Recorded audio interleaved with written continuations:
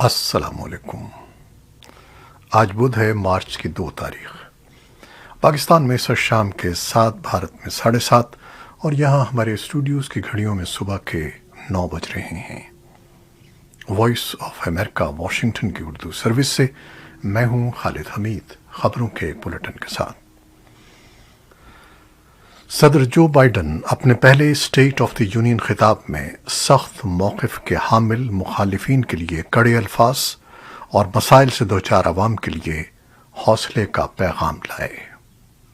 صدر بائیڈن نے امریکیوں پر زور دیا کہ وہ اتحاد قائم کریں۔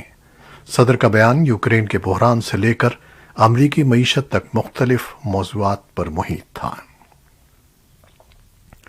صدر نے وبائی بیماری، اسلحے کے حقوق اور ووٹنگ کے حقوق جیسے شعبوں میں قانون سازی کی اصلاحات پر بات کی۔ صدر نے کہا کہ آج ہم 1 سال پہلے کی نسبت زیادہ مضبوط ہیں اور آج سے 1 سال بعد مزید مضبوط ہوں گے۔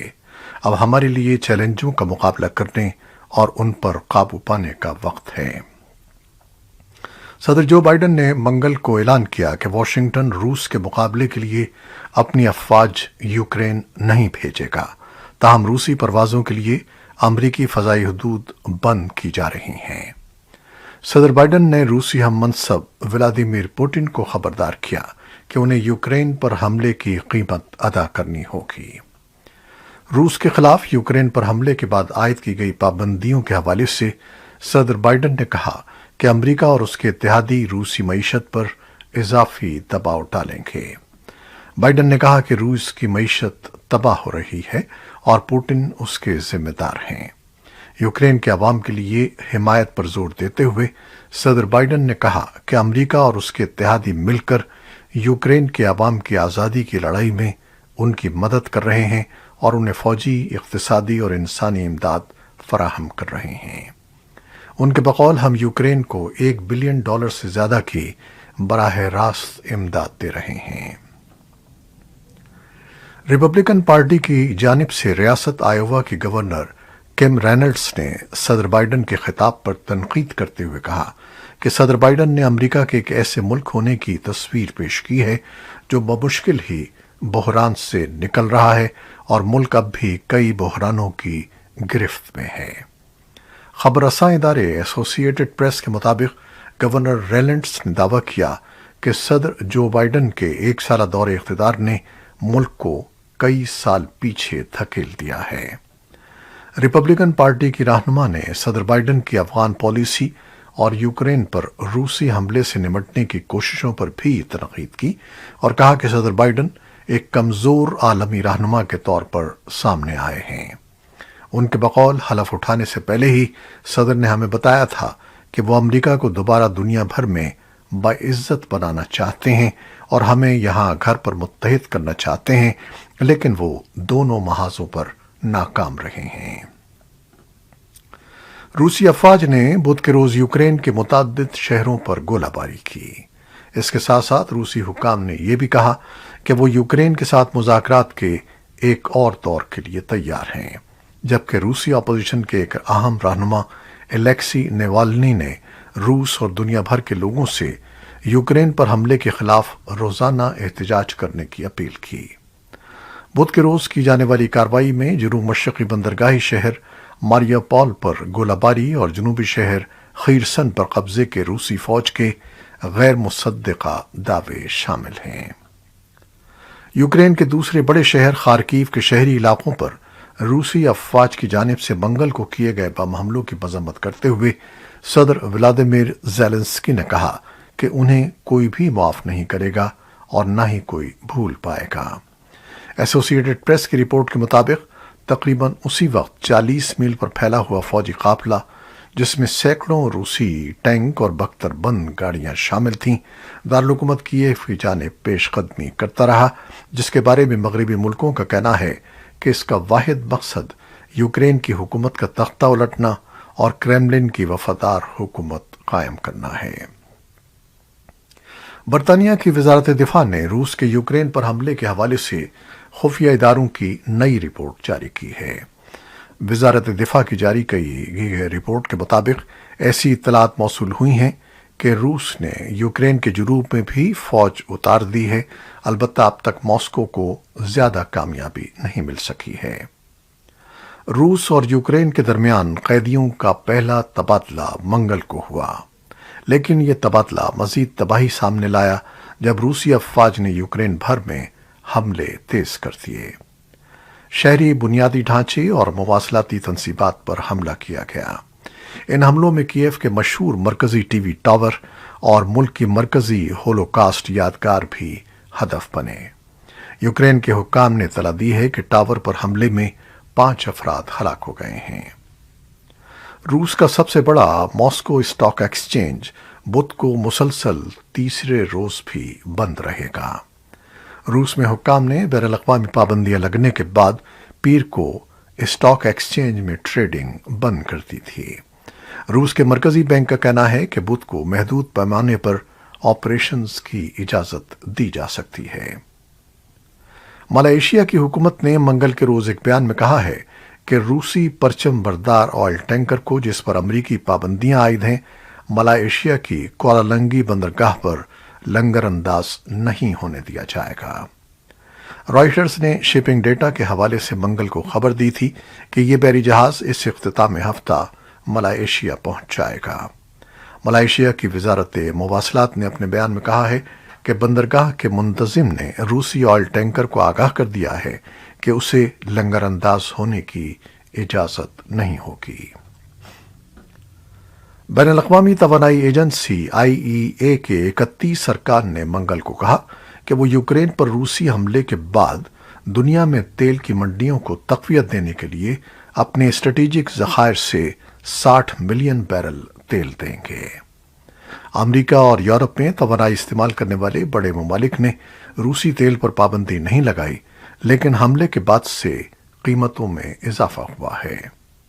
سن 2014 کے بعد پہلی بار تیل کے ایک بیرل کی قیمت منگل کے روز $100 سے زیادہ تھی۔ روس دنیا میں سب سے زیادہ تیل پیدا کرنے والے ملکوں میں تیسرے نمبر پر ہے، جو تیل کی منڈی کا تقریباً 12% حصہ ہے۔ روس کا 60% تیل یورپ جاتا ہے، جبکہ تقریباً 20% چین کو دیا جاتا ہے۔ امریکہ بھی روس سے تیل درآمد کرتا ہے۔ گروپ نے منگل کو کہا کہ اضافی تیل کی فراہمی منڈیوں کو ایک مضبوط پیغام بھیجنے کے لیے ہے کہ سپلائی میں کوئی کمی نہیں ہوگی۔ IEA کے ایگزیکٹو ڈائریکٹر فتح برول نے کہا کہ توانائی کی منڈیوں کی صورتحال بہت سنگین ہے اور ہماری پوری توجہ کا مطالبہ کرتی ہے۔ وائس آف امریکہ نے ایک رپورٹ میں بتایا ہے کہ یوکرین کے بحران کے اثرات سے بخوبی نبرد آزما ہونے کے لیے اقوام متحدہ اور اس سے وابستہ اداروں نے منگل کے روز $1.70 کی ہنگامی رقم اکٹھی کرنے کی اپیل کی ہے۔ اس ضمن میں عالمی ادارے کے ایک بیان میں کہا گیا ہے کہ اقوام متحدہ کے اندازوں کے مطابق آئندہ چند مہینوں کے دوران یوکرین میں داخلی طور پر 1.20 کروڑ افراد کو فوری امداد اور تحفظ کی ضرورت ہوگی، جبکہ 40 لاکھ سے زیادہ افراد ہمسایہ ملکوں کی جانب ترک وطن پر مجبور ہوں گے، جنہیں تحفظ اور اعانت کی ضرورت پیش آئے گی۔ اقوام متحدہ کے ہائی کمشنر برائے مہاجرین فلپو گرینٹی نے کہا کہ ہمیں اس صدی کا یورپ میں مہاجرین کا سب سے بڑا بحران امنڈتا نظر آ رہا ہے۔ ہم یہ دیکھ رہے ہیں کہ تمام ہمسایہ ملک مہاجرین کے ساتھ یکجہتی کے جذبات رکھتے ہیں اور بخوشی ان کی میزبانی پر تیار ہیں، جن میں مقامی برادریوں کے علاوہ نجی شہری بھی شامل ہیں۔ تاہم نئے افراد کی آمد کے بعد ان کی فوری اعانت اور تحفظ کے کام میں مزید مدد درکار ہوگی۔ پاکستان نے اقوام متحدہ کی جنرل اسمبلی کے یوکرین اور روس کے معاملے پر ہونے والی بحث میں حصہ نہیں لیا ہے۔ اقوام متحدہ کی جنرل اسمبلی کے اجلاس میں یوکرین سے روسی افواج کے فوری انخلاء کے مطالبے کی قرارداد پر بحث جاری ہے، جس کے بعد اس قرارداد پر ووٹنگ ہوگی۔ اس سے قبل پاکستان میں تعینات روس کے سفیر نے پاکستان سے مطالبہ کیا تھا کہ وہ روس کی جانب سے یوکرین پر مسلح جنگ میں واضح موقف اختیار کریں اور اس سلسلے میں عملی اقدامات کریں، جبکہ اسلام آباد میں تعینات مغربی ممالک کے سفیروں نے بھی پاکستان سے اپیل کی تھی اور روس کی کارروائیوں کی مذمت کرنے کو کہا تھا۔ پاکستان کے دفتر خارجہ کا کہنا ہے کہ پاکستان دنیا میں امن چاہتا ہے اور امن کے لیے اپنا کردار ادا کرتا رہے گا۔ تجزیہ کاروں کے خیال میں پاکستان کا اقوام متحدہ کے اجلاس کو نظر انداز کرنا ظاہر کرتا ہے کہ پاکستان چین کی حمایت والے ممالک کے ساتھ کھڑا ہے۔ پاکستان اپنی دفاعی ضروریات کے لیے بیشتر ساز و سامان بیرونی ممالک سے خریدتا ہے اور اس میں پاکستان کا زیادہ انحصار چین اور امریکی ساختہ ہتھیاروں پر ہے۔ ماہرین کا کہنا ہے کہ پاکستان کا یوکرین کے ساتھ دفاعی تعاون زیادہ ہے اور پاکستان کے پاس موجود آرمرڈ اور ایوییشن سیکٹر میں پاکستانی ضروریات کا زیادہ انحصار یوکرین پر تھا۔ روس کی طرف سے ہتھیاروں کی برآمد پر پاکستان کے لیے پابندی ہٹنے کے بعد تعاون بڑھ رہا ہے، لیکن ابھی بھی یہ محدود سطح پر ہے۔ انسٹیٹیوٹ آف اسٹریٹجک اسٹڈیز کے تیمور خان کا کہنا تھا کہ ان دونوں ممالک کے ساتھ تعلقات کا آغاز ہی دفاعی تعلقات سے ہوا تھا۔ سوویت یونین کے ٹوٹنے کے بعد یوکرین کے ساتھ پاکستان کے سفارتی تعلقات قائم ہوئے اور سب سے پہلے یوکرین نے ہمارے ساتھ دفاعی تعلقات قائم کیے۔ دفاعی تجزیہ کار نعیم خالد لودھی کہتے ہیں کہ روس اس وقت پاکستان کے ساتھ تعلقات قائم کرنا چاہتا ہے اور صرف بھارت کو خوش کرنے کے لیے وہ کسی معاہدے سے انکار نہیں کرے گا۔ پاکستان روس اور یوکرین کے ساتھ صرف دفاعی نہیں بلکہ تجارتی تعلقات بھی قائم کرنا چاہتا ہے، اور اسی مقصد کے لیے وزیر اعظم نے روس سے گندم اور گیس درآمد کرنے کی بات کی ہے۔ عالمی بینک کے ایگزیکٹو بورڈ نے منگل کو افغانستان کے ایک منجمد ٹرسٹ فنڈ کے تعلیم، زراعت، صحت اور خاندانی پروگراموں کی مالی اعانت کے لیے $1 بلین سے زیادہ رقم کے استعمال کے منصوبے کی منظوری دے دی ہے۔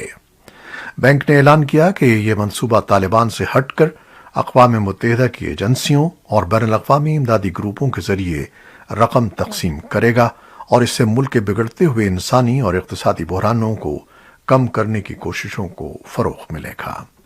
ورلڈ بینک کے بیان میں کہا گیا ہے کہ پہلے قدم کے طور پر ARTF کے عطیہ دہندگان تقریباً $600 ملین کے 4 منصوبوں کا فیصلہ کریں گے، جو تعلیم، صحت اور زرعی شعبوں کے ساتھ ساتھ کمیونٹی کے ذریعے معاش کی فوری ضروریات کو پورا کریں گے۔ طالبان کے مہاجرین اور وطن واپس آنے والے تارکین وطن کے لیے نائب وزیر کا کہنا ہے کہ گزشتہ 6 ماہ میں 55,000 افغان افراد ہمسایہ ممالک سے افغانستان واپس آئے ہیں۔ نائب وزیر ارسلہ خان خیروتی نے ایک نیوز کانفرنس کو بتایا کہ اس وقت ملک کے اندر بے گھر ہونے والے 30 لاکھ افراد افغانستان میں مقیم ہیں۔ انہوں نے کہا کہ افغانستان، پاکستان، ایران اور UNHCR مستقبل قریب میں کابل میں ایک مشترکہ اجلاس منعقد کریں گے، جس میں پڑوسی ممالک میں افغان مہاجرین کی صورتحال پر بات چیت ہوگی۔ ادھر ذبیح اللہ مجاہد نے افغانوں کے انخلاء کے عمل پر اپنے ریمارکس کی وضاحت کرتے ہوئے کہا ہے کہ بیرون ملک جانے والے افغان افراد کے بارے میں ان کا بیان ایسے افراد کے لیے تھا جن کے پاس قانونی دستاویزات نہیں ہیں اور وہ غیر قانونی طور پر بیرون ملک جا رہے ہیں۔ انہیں روکا جائے گا۔ انہوں نے کہا کہ ہمارے ہم وطن جن کے پاس قانونی دستاویزات اور دعوت نامے ہیں وہ ملک سے باہر سفر کر سکتے ہیں اور وطن واپس آ سکتے ہیں۔ طالبان کے ترجمان ذبیح اللہ مجاہد کا کہنا تھا کہ پاکستان نے افغانستان کو 50,000 ٹن گندم عطیہ کی ہے۔ انہوں نے ٹویٹ کیا کہ افغانوں کے لیے امداد کے حصے کے طور پر پاکستان نے افغانستان کو 50,000 ٹن گندم دینے کا وعدہ کیا ہے، جس میں سے 3,600 ٹن کی پہلی کھیپ کل ننگرہار پہنچی۔ انہوں نے کہا کہ ہم اپنے برادر ملک پاکستان کی جانب سے اس امداد کا خیر مقدم کرتے ہیں اور مزید تعاون کی درخواست کرتے ہیں۔ پنجاب کابینہ نے مسلم آئلی قوانین میں ترمیم کی منظوری دینے پر اتفاق کیا ہے۔ آئلی قوانین آرڈیننس کی ایک شق کے تحت نئے شادی شدہ جوڑے کو نکاح کے وقت ختم نبوت پر ایمان کے ثبوت کا حلف دینا ہوگا۔ 1 مارچ بروز منگل وزیر اعلیٰ پنجاب عثمان بزدار کی زیر صدارت ہونے والے صوبائی کابینہ پنجاب کے اجلاس میں کابینہ نے مسلم فیملی لاس آرڈیننس 1961 کے تحت ویسٹ پاکستان رولز میں ترمیم کی منظوری دیتے ہوئے نکاح نامے میں ختم نبوت کے حلف نامے کے شق شامل کرنے کی منظوری دے دی ہے۔ लीबिया के कानून साजों ने नई उबूरी हुकूमत की तस्दीक कर दी है। इस इकदाम से मुल्क में मुतवाज़ी इंतज़ामिया और ईंधन के हवाले से तनाव का बाइस बनने का इम्कान है। लीबिया गुज़श्ता एक दहाई से तनाज़ात में घिरा हुआ है। नामज़द वज़ीर आज़म फ़थी बशागा ने मुल्क के मशरक़ी हिस्से में कायम ऐवान नुमाइंदगान में अपनी काबीना को पेश किया, जहां 101 में से 92 कानून साजों ने उसकी मंजूरी थी। वोटिंग के इस अमल को बराह रास्त नशर किया गया। बाशागा को गुज़श्ता माह उस वक्त तैनात किया गया था जब मुल्क की उबूरी हुकूमत गुज़श्ता साल के आखिर में मुल्क के पहले सदारती इंतखाबात कराने में नाकाम रही थी। तक़सीम और इख्तिलाफ ने एक साल से ज़ायद अरसे के निस्बतन पुरअमन हालात के बाद जंगज़दा मुल्क में लड़ाई की दोबारा शुरुआत के खदशात पैदा कर दिए हैं। और अब कोरोना वायरस से मुताल्लिक़ खबर। फिलिपाइन में हुक्काम का कहना है कि मंगल को दारुल हुकूमत मैनीला और 38 दीगर शहरों और सूबों में कोविड की पाबंदियों में नरमी के बाद रौनक देखी जा रही है। कारोबार और पब्लिक ट्रांसपोर्ट को पूरी सलाहियत के साथ काम करने की इजाज़त मिल गई है, क्योंकि मज़ीद वैक्सीन के साथ कोरोना वायरस के केसेस में कमी जारी है। हुक्काम ने वबा से मुतासरा मईशत को मज़ीद फ़रोग़ देने की कोशिश में मेट्रोपॉलिटन मैनीला और 38 दीगर इलाक़ों को मंगल से लेकर 15 मार्च तक 5 सतही इंतबाही निज़ाम के सबसे निचले दर्जे में रखा है और बेशतर पाबंदियां ख़त्म कर दी हैं। ये थी वो खबरें जो फेसबुक लाइव पर हमने आपके लिए पेश की। हमारी वेबसाइट, यूट्यूब और पॉडकास्ट पर यह बुलेटिन पोस्ट कर दिया जाता है। आप हमारे बुलेटिन को शेयर करते हैं और अपने कमेंट्स में अपनी मोहब्बतों का इजहार करते हैं और बहुत सी दुआएं हमें देते हैं। हम इसके लिए आपके फर्दन मशकूर हैं। अपनी इन मोहब्बतों को जारी रखिएगा। खालिद हमीद अब इजाज़त चाहता है। अल्लाह हाफिज़।